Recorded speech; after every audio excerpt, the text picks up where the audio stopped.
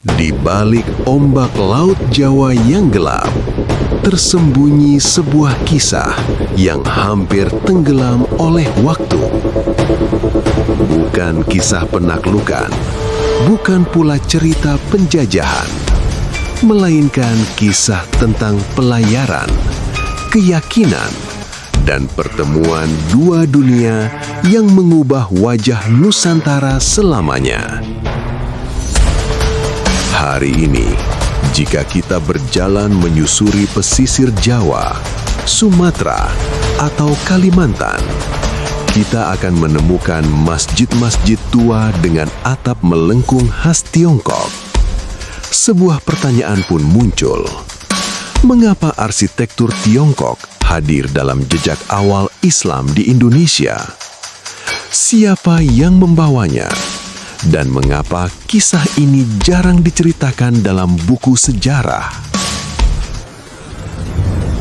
Jawabannya membawa kita kembali ke abad ke-15, ke sebuah armada raksasa yang membelah samudra.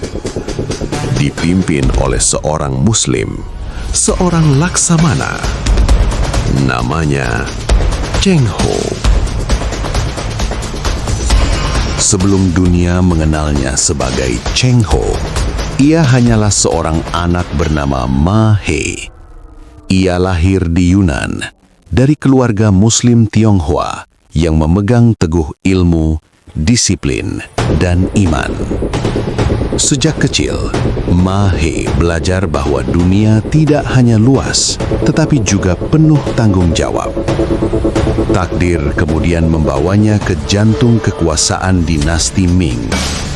Di istana, ia tidak dikenal sebagai petarung paling brutal, tetapi sebagai pemikir. Ia mempelajari peta. Ia membaca bintang. Ia memahami angin. Dan di antara semua itu, ia belajar satu hal penting. Kekuasaan tanpa kebijaksanaan hanya melahirkan kehancuran. Kesetiaan dan kecerdasannya membuat Kaisar Yongle mempercayakan sesuatu yang belum pernah terjadi sebelumnya.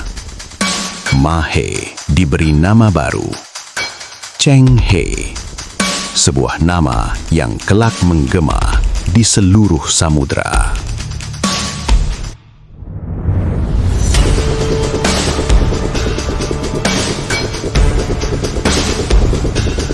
Apa yang terjadi setelahnya hampir sulit dipercaya.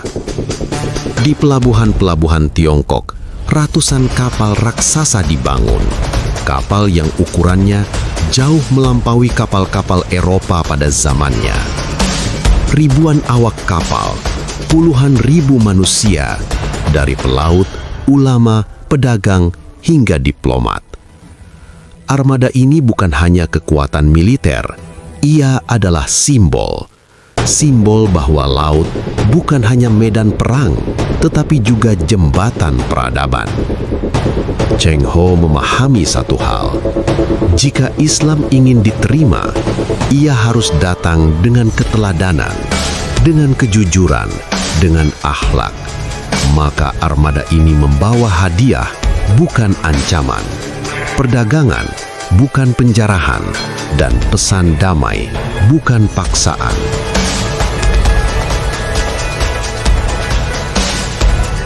Namun, lautan tidak pernah sepenuhnya bersahabat.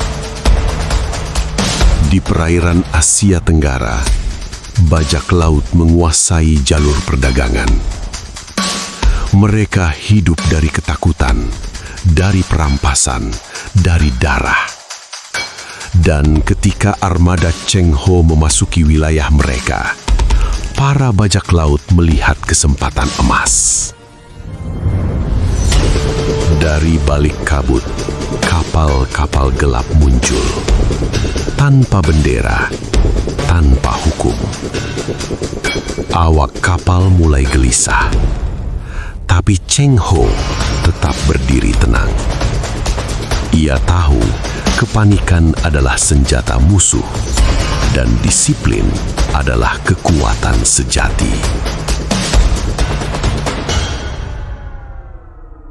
Dentuman meriam memecah langit. Ombak menghantam kapal. Api, asap, dan teriakan memenuhi samudra. Inilah ujian terbesar Cheng Ho. Bukan hanya tentang menang atau kalah, tetapi tentang bagaimana menang tanpa kehilangan nilai.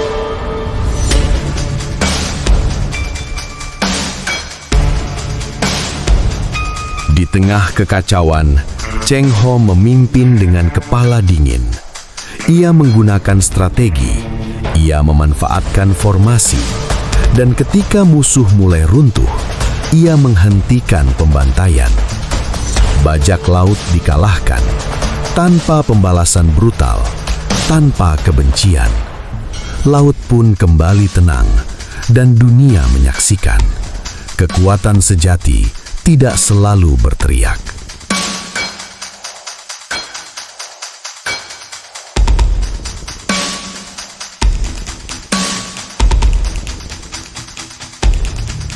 Ketika armada Cheng Ho tiba di Nusantara, ia tidak datang sebagai penakluk.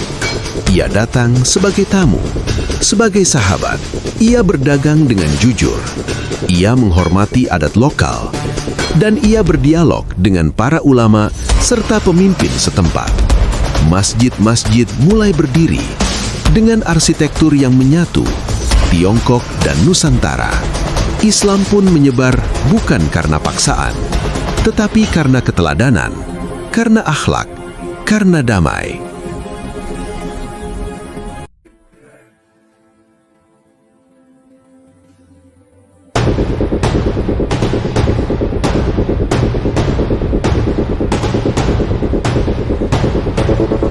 Cheng Ho tidak pernah mendirikan kerajaan. Ia tidak meninggalkan tahta. Tetapi ia meninggalkan sesuatu yang jauh lebih abadi. Jejak persaudaraan, jejak perdagangan yang adil, dan jejak Islam yang tumbuh berdampingan dengan budaya lokal. Kisah ini mengingatkan kita bahwa Islam datang ke Nusantara bukan dengan pedang, tetapi dengan kebijaksanaan, dengan ilmu, dan dengan keteladanan. Jika kisah ini menyentuh hati Anda, bagikan, karena sejarah seperti ini layak untuk terus hidup.